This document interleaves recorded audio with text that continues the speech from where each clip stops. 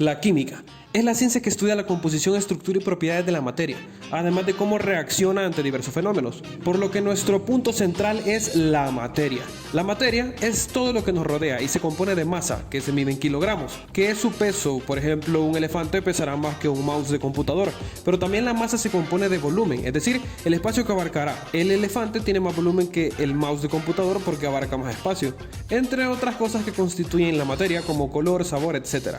Todo es material, literal, hasta el aire, pues el aire pesa, lo que pasa es que es tan liviano que no lo sentimos. ¿Y pueden existir vacíos en el universo donde no exista materia ni nada? Pues no, sí se podría absorber el aire de una habitación y cubrirlo para que no entre nada, pero técnicamente siempre habría algo. Energías electromagnéticas fluctuando, a lo que le podemos llamar como vacío cuántico, pero ese es otro tema de física. Solo piensa que la materia está dentro del universo, y el universo está dentro de sí mismo. Pero a ver, estos son otros temas, en serio. Además, la materia puede estar en diferentes estados: sólido, como una silla; líquido, como el agua; gaseoso, como el aire; y plasmático, que es el cuarto estado. Es como un gas, pero cargado eléctricamente. La materia se constituye por elementos, los cuales antes se pensaba que eran el agua, fuego, tierra, aire y eso. En larga vida al avatar. Y actualmente sabemos que hay 118 puestos en una tabla periódica, creado por Dmitri Mendeleev, la cual es una maravilla y ya veremos por qué. Cada uno de estos elementos se puede estudiar, medir e interactuar. La medida más pequeña que se conoce es el átomo, y existen átomos de cada uno de estos elementos: átomo de hidrógeno, átomo de oro, átomo de oxígeno, etc. Es decir, que todo el universo está hecho de átomos. ¿Y cómo cada átomo forma cada elemento? Bueno, vamos paso a paso. El átomo está conformado por partículas, pequeños objetos que dependiendo de la cantidad hacen que el átomo pese más o pese menos y forme cualquiera de estos 118 elementos. Primero conozcamos la partícula llamada protón, con una carga electromagnética positiva. Por otro lado tenemos el electrón de carga negativa y además tenemos el neutrón de carga neutra, es decir, ni positivo ni negativo. Como sabemos, los opuestos se atraen, por lo que los electrones giran rodeando a los protones, atraídos por ellos cual insectos en un foco. El tipo de elemento del átomo solo dependerá de una cosa: la cantidad de protones. Sí, depende de qué tantos tenga, es el tipo de materia que este átomo formará. Por ejemplo, el más sencillo es el hidrógeno, un átomo con un solo protón. Esto atraerá a un solo electrón y juntos hacen el hidrógeno. Si le agregamos otro protón, este ahora se convertirá en helio y además atraerá un electrón más. Esto es porque la carga del átomo debe ser cero. Si tenemos dos protones, que son carga positiva, necesitamos dos electrones, que son carga negativa, para llegar a cero. De esta manera solo restamos 2 menos 2 igual a 0. Fácil. Aquí, por cierto, tenemos un problema. La fuerza electromagnética hace que los opuestos se atraigan, haciendo que se acerquen los electrones, pero al mismo tiempo hace que energías iguales se repelen. Positivo con positivo no podría estar unido. ¿Qué pasa aquí? Pues la fuerza que atrae a los opuestos se llama electromagnética, y hay otra fuerza más fuerte que esa, que se llama fuerza nuclear fuerte, y hace que los protones se junten. Además, se agrega a la composición una cantidad de neutrones proporcional a los protones, en este caso 2. De esta manera tenemos 2 neutrones, 2 protones y 2 electrones. Los neutrones también aportan a la causa para que los protones no se despeguen, y ese sería el átomo completo de helio. Si la fuerza nuclear fuerte no existiera, todo se desprendería y nos desvaneceríamos como los Avengers en Infinity War. Vaya tragedia. Los átomos tienen niveles, 7 para ser exactos, y en cada nivel orbitarán una cantidad determinada de electrones. Por ejemplo, en el primero solo caben 2. Y así cada nivel exigirá una cantidad determinada de electrones para que el átomo se complete. En casos como el helio, que solo necesita 2 electrones, no necesita de los 7 niveles, sino solamente uno. Eso quiere decir que todo depende de los electrones necesitados por el átomo. Para estudiar esto con mayor detalle, veamos la tabla periódica. Cada elemento está representado con una abreviación. A su costado contiene un número grande. Esto se llama número atómico. Y ese número es la cantidad de protones que cada elemento le exige a sus átomos.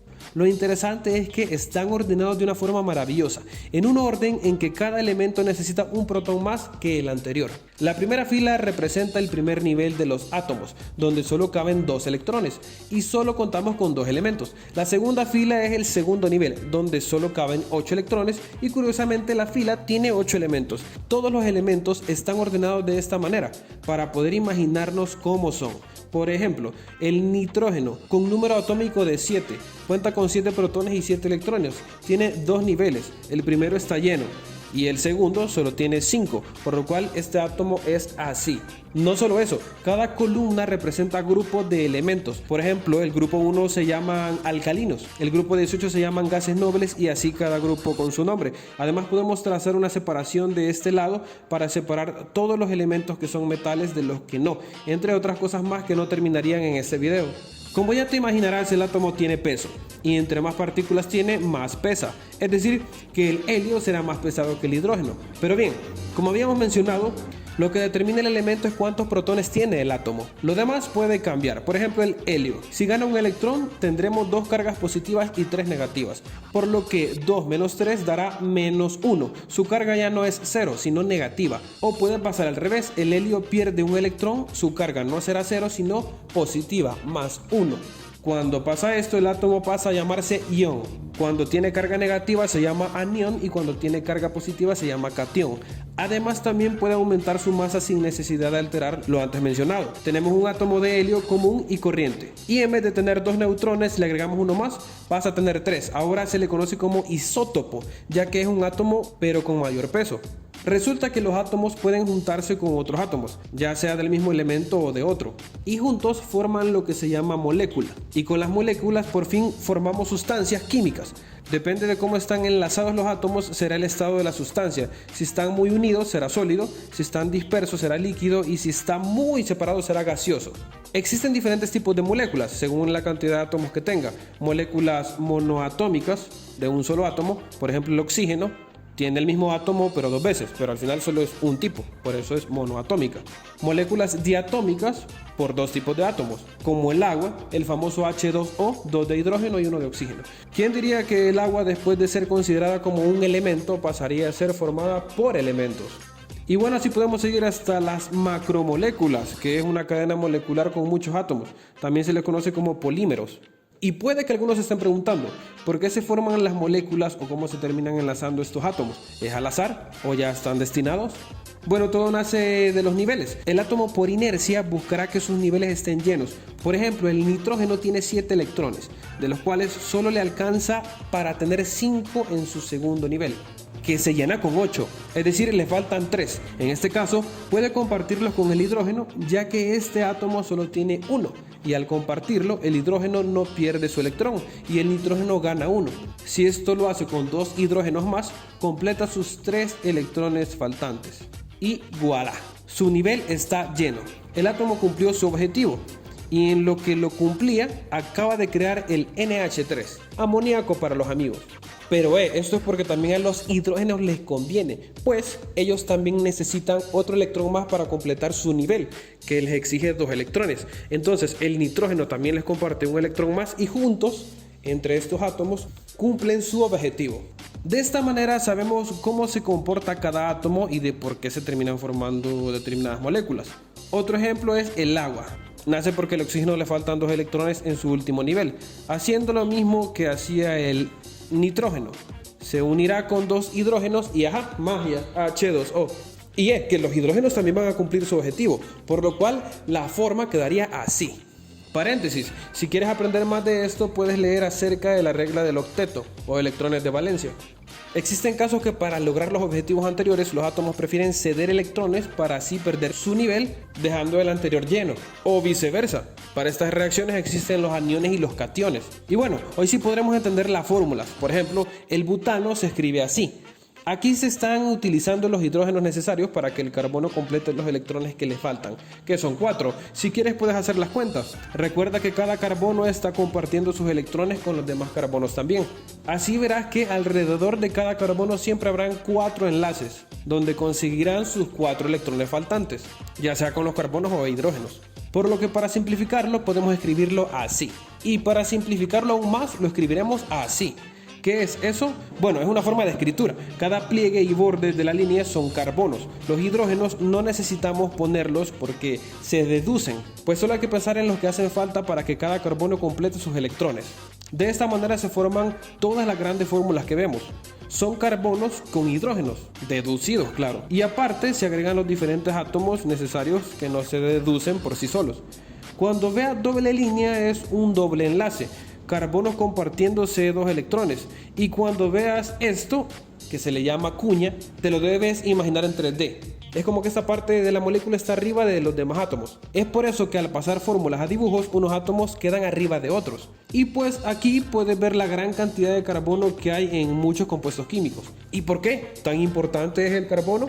El carbono es el elemento que más compuestos químicos puede formar, pero en gran medida. Tanto así que se ha partido la clasificación de compuestos. Conocemos los compuestos orgánicos, los que tienen carbono, y los inorgánicos, los que no tienen carbono. Además, el carbono abastece la vida, por lo que es el elemento clave para nuestra existencia.